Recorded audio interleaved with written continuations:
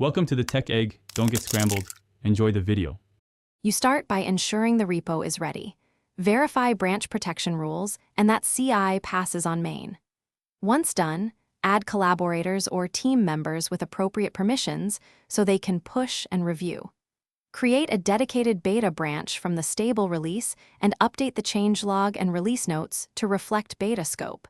This prevents surprises and documents intent. Make sure versioning is clear so testers know this is a beta build and which changes to exercise. You now wire up automation.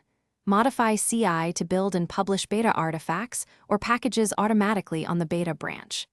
Once CI is configured, create a lightweight release workflow that tags builds as beta and posts notifications to your team or Slack. This ensures visibility and reproducibility.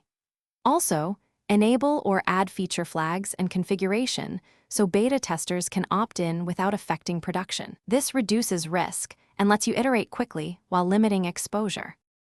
You finish by publishing the beta release.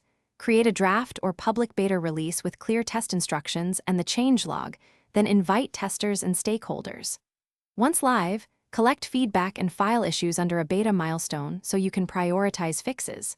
Monitor CI, deployment logs, and telemetry closely.